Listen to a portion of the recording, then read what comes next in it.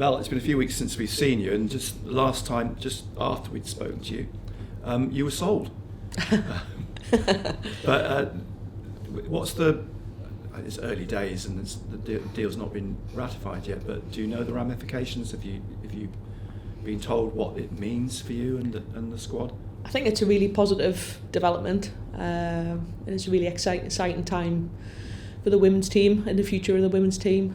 But like you said, it hasn't officially been ratified by the league, and until that kind of does officially become official, can't really say anything more about it, to be honest. Are you, whilst it is a good thing, are you anxious in any sense, shape or form, or are you excited? What's your...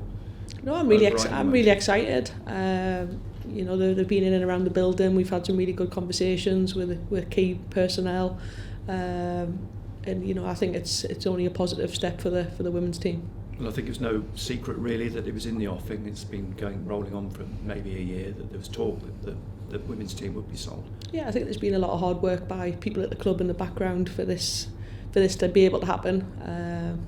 So yeah, we're really excited to see what the future holds. And I know you can't say too much, but the other thing is, it's actually gratifying to see that you will still be here at Sunderland with the Sunderland name and banner and brand. That's a big positive. Yeah, very, very important for them as well. Like we don't want to lose our identity as Sunderland Football Club. I think that's been really, really clear from the offset. So I think that's really important. We keep that one club mentality as at the forefront. Back to the football then. Finally get to get another game. Yeah. An important game in which you could do the neighbours up the road a favour.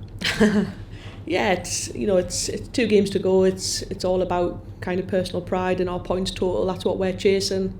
We want to try and finish a little bit higher up. Than we are currently. I think maybe move one place up, which is important. And like you say, Crystal Palace are in the hunt for that 3rd or 2nd spot.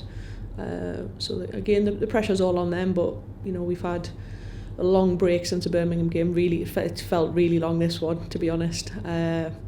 So we'll make sure that the players that remained in house have trained really hard. We've given them some time off, which was well needed, and we've got all the internationals back. We've got a couple of injury doubts, there's a couple of niggles here and there, but we're training this afternoon, so we'll see who comes through unscathed and then go from there. I mean, so it seems strange. You just had this long 3 weeks, and then you have 2 games, and then you break again. Is there do you think a feeling above the going forwards that there's got to be some sort of reorganisation, restructure of the way your season is? Yeah, I think so. I think it would be, I think we've got 2 games where there's no pressure on us, but I think if there was pressure on us to either get promoted or be in a relegation battle, I think that feeling would be really difficult coming into these 2 games. So I can understand the pressure that Palace are going to be under at the weekend, and I hope we can play with freedom and play without that pressure and really go and express ourselves. And we've got a really good record this turn of the year at home. We're undefeated, and that's something, them little wins are what we're trying to go after. It seems like a long time ago that you played at Palace, beginning of the season, and 1-1, 2 early goals. I mean, it's difficult to know at that stage of the season how the season's going to pan out, and probably can't take too much from that game. Yeah, it was really early on in the season. I think we scored off a short corner. I thought we were really dominant in the second half as well, and just couldn't kind of get them 3 points. But look, Palace have turned a corner. I think the start of the season they were up and down, and they've been on a tremendous run, and they've probably got good momentum at the right time to really go and challenge. We're aware of the threats. They've got some really good players, so we need to be at the races as always. But we're well aware that the pressure's all on them. It'd be nice to get some bums on seats on Sunday. And now the welcome to Sunderland signs up on the stadium. Yeah, seeing that looks good, doesn't it? Yeah, it'll be a different feel. Obviously, last time out we played Newcastle, and there was obviously more than 10,000, and we're well aware there's not going to be that many in. But we hope that the fans that do attend can create an atmosphere to push the team on for one more time. Cheers. You mentioned there about the finishing position. There's a lot to play for internally.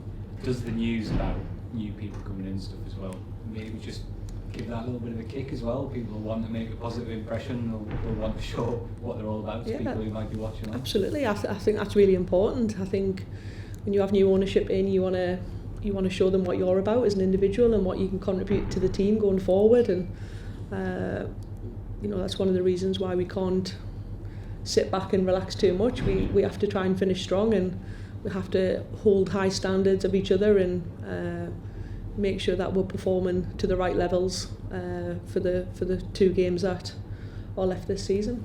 And I appreciate there's not much you can say on specifics, but in terms of the conversations you've been having, is this something that excites you, that makes you feel, this could be a real injection of energy and momentum, that because this league is getting so much tougher and you have to invest a lot, don't you, to get forward? Is it something that gives you a good feeling and a bit of a buzz moving forward for your plan? Yeah, it does. And like you say, I can't say too much until it's really been ratified. But from the conversations that I've had, I'm really excited for the future of the team. And in terms of these last couple of games, just reflecting on the last few performances before the break, obviously gutting Birmingham, but how do you kind of feel the team's progressed in the last few weeks and how you want it to look for these last 2 games? Yeah, I think that the 6 games that we had on the block, we were really pleased with the performance levels. I think we've had conceded 3 goals really late on, 2 being penalties, the 1 being at Birmingham in the last few seconds as well, which we have to manage their moments better. I think we had a really good chance with Emily scored just before Birmingham had scored, so again it's the difference in between both boxes. So we know we're competitive on our day. We have to make sure we hit them performance levels to get anything out of the game on Sunday, that's for sure. But yeah, we're just excited to try and continue that form that we've got at home, because that's something that we're really proud of in terms of the turn of the year. You've done really well since the tenure to get yourself well out of any relegation. It does feel like it's just been that kind of season, doesn't it? Last minute penalties and just those fine margins do seem to have quite consistently gone against you this year. Yeah, little bit of game management, I think, a little bit of maybe lack of experience in them dying moments to see the game off, trying to really slow the pace of the game down, get the ball into areas that aren't going to hurt you, and stop allowing teams to pump the ball in your box in them dying seconds, because makes everyone a little bit nervous and on edge, and players aren't meaning to give penalties away, but it's kind of them levels of anxiety that they're at. They're just desperately trying to clear the ball, and mistakes happen, but we learn from them. It's ultimately not cost with too much. Yeah, we've lost points, but we hope we can grow from them moments and be better for it.